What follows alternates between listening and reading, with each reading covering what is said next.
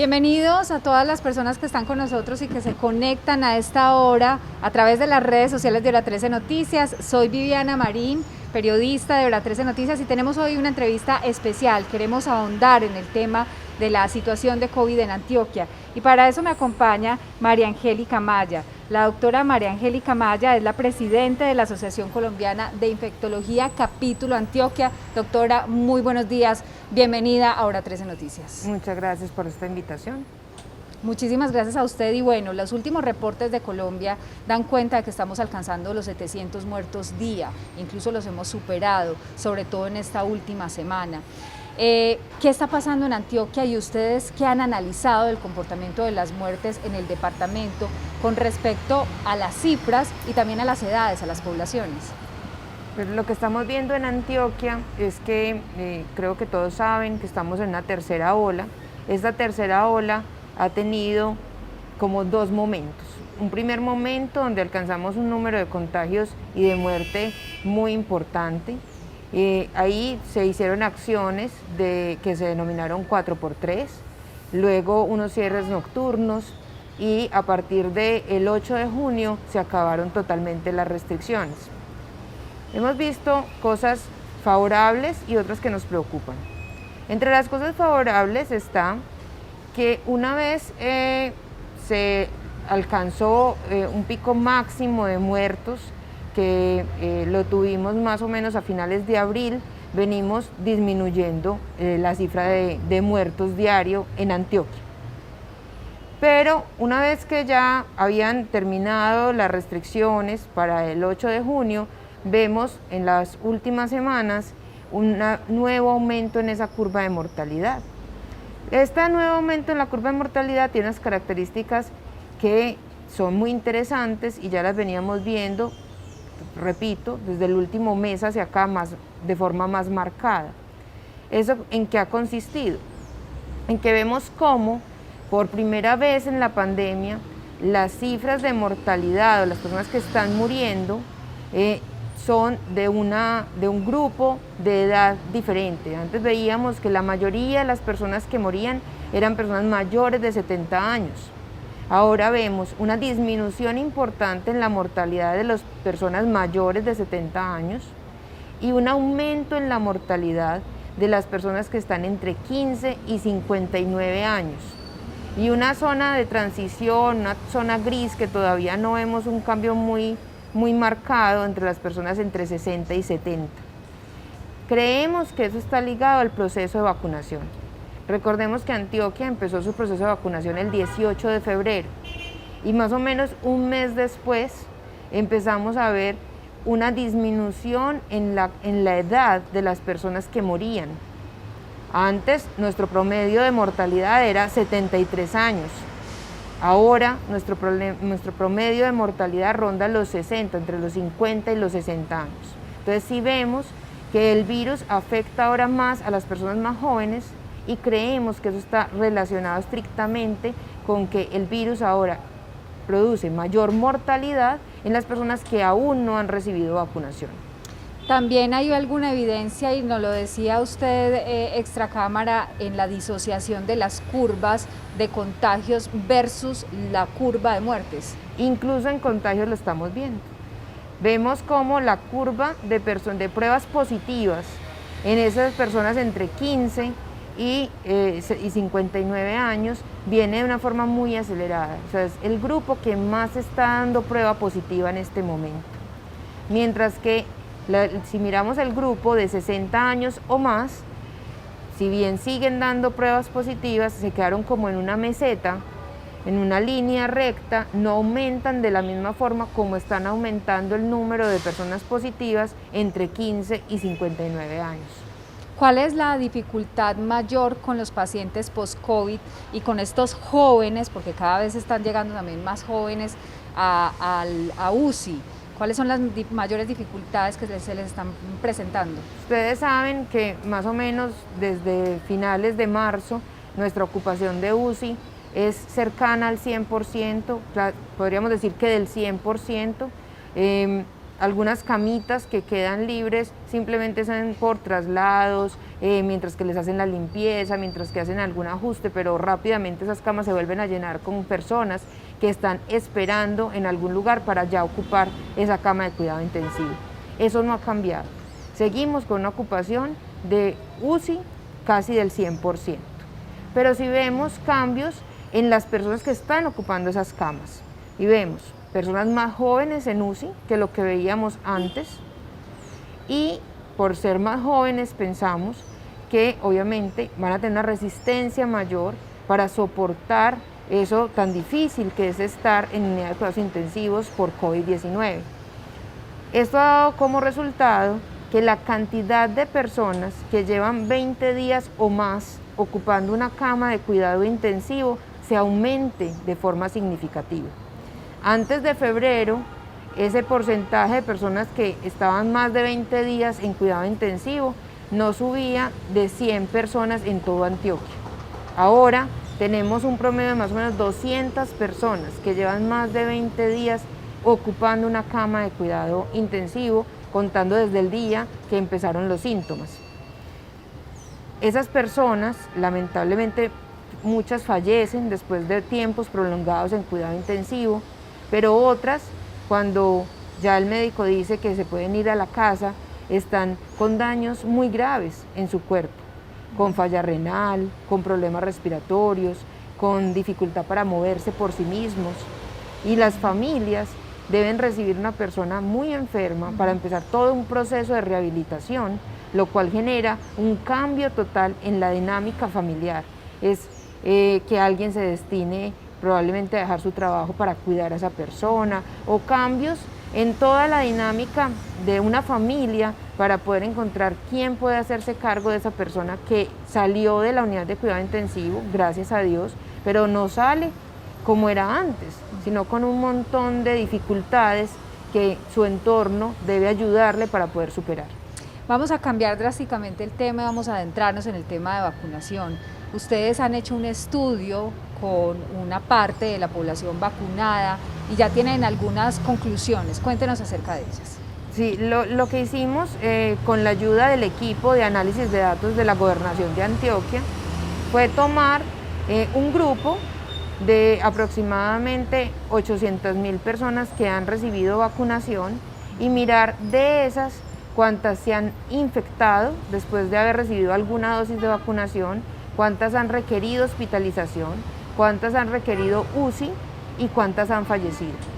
Y lo que encontramos es que más o menos el 1.9% de las personas que han recibido alguna dosis de vacunación se han infectado después de vacunarse, 1.9%. Ahora bien, esas personas se infectan, la mayoría de ellas han tenido enfermedad leve, que no requiere hospitalización ni UCI. Los que han ingresado a UCI, hospitalización, son más o menos el 0.01 o 0.2%. Entonces, y muerte, por ejemplo, con AstraZeneca no hemos registrado ninguna muerte. Con Pfizer, en ese grupo, registramos 3 muertes de todas las personas vacunadas, y con Sinovac registramos que han fallecido después de la vacunación el 0.002%. Eso quiere decir una efectividad de las vacunas muy, muy importante. Casi que quiere decir que si uno se vacuna, el riesgo de morir por COVID tiende a 0, ¿cierto? Entonces, esto es muy importante porque en redes sociales, en cadenas de WhatsApp, dan información de personas que recibieron la vacunación, fulanito se murió, y son noticias que vuelan mucho, se las pasan de un lado a otro. Entonces nosotros queríamos constatar con datos reales, y si tenemos que decirle a las personas, realmente encontramos personas que sí han fallecido, pero si las comparamos con la cantidad de personas que han recibido la vacunación y no han muerto, pues el balance es muy, muy positivo. Quiere decir que si usted se vacuna, el riesgo de morir por COVID tiende a 0. Excelente esa información, pero esto no nos podría tampoco llegar a tranquilizar tanto y a generar como esa falsa seguridad de que ya podemos empezar a hacer eventos masivos o eventos en lugares cerrados. Digamos que las reuniones familiares o con amigos, ¿qué podemos decirle a la gente que está como a la expectativa de que ya tiene muchas personas alrededor vacunadas y sienten esa falsa seguridad y empiezan a tratar de vivir una vida normal?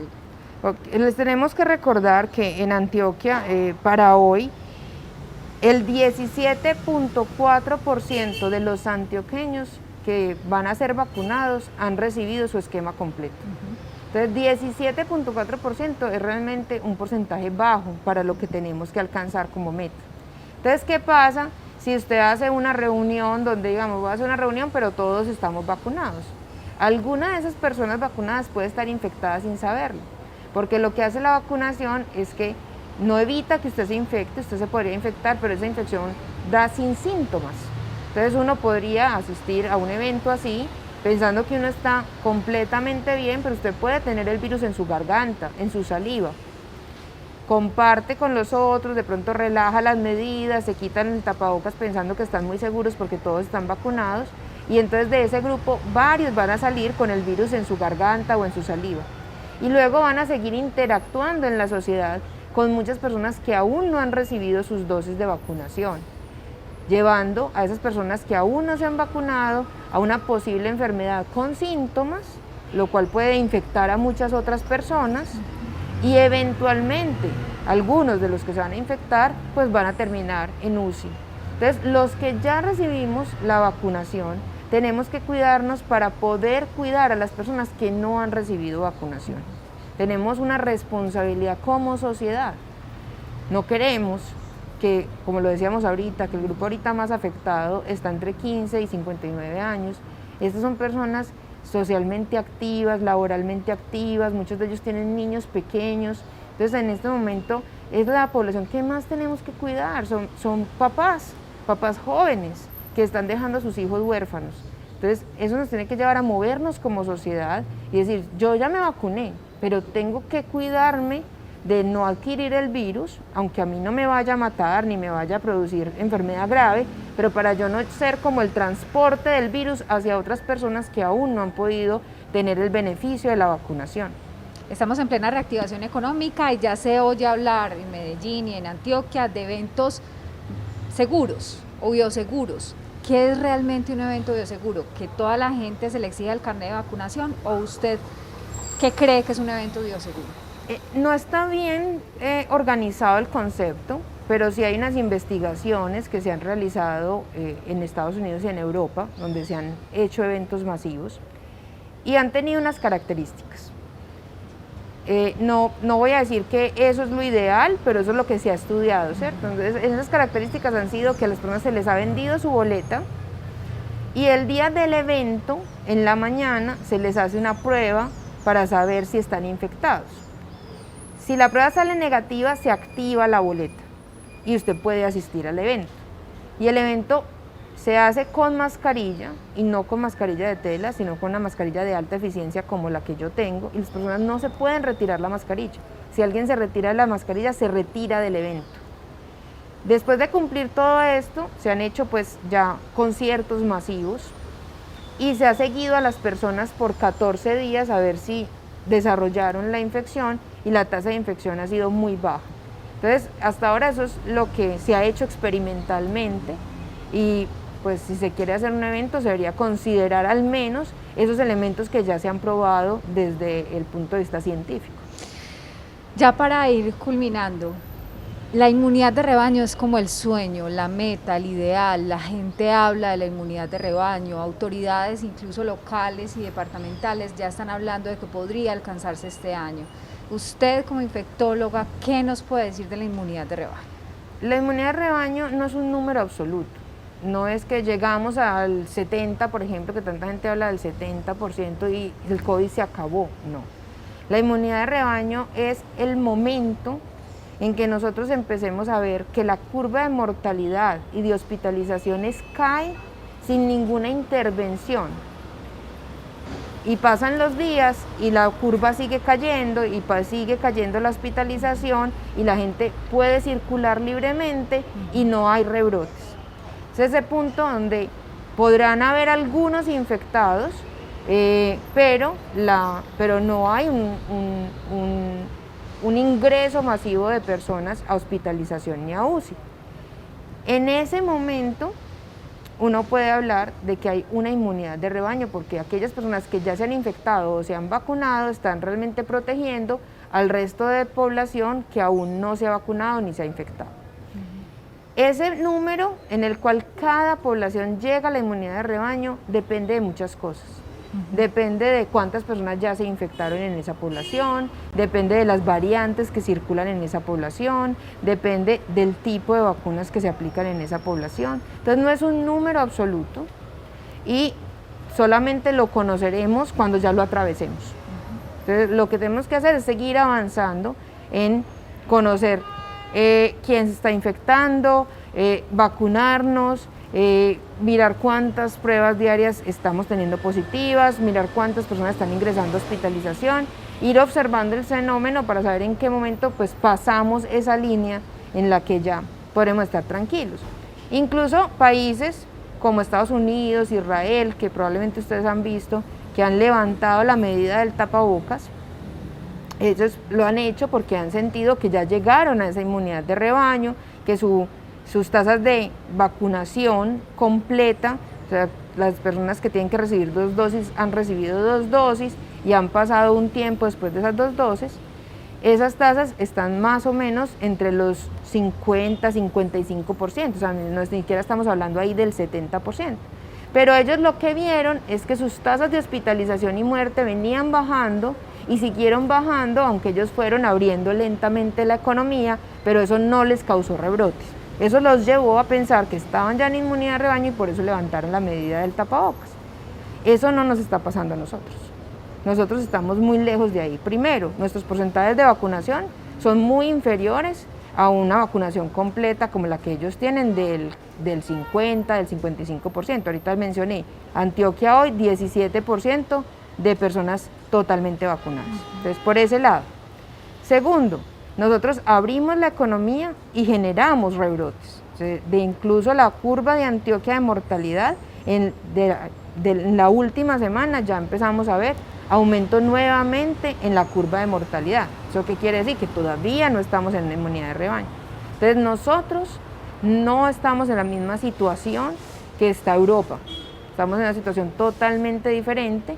Tenemos que entender que nuestra situación latinoamericana y colombiana es distinta y que por ahora no hay forma de hacer las mismas actividades sociales o los mismos indicaciones que se están dando en países como Europa o Estados Unidos. Perfecto.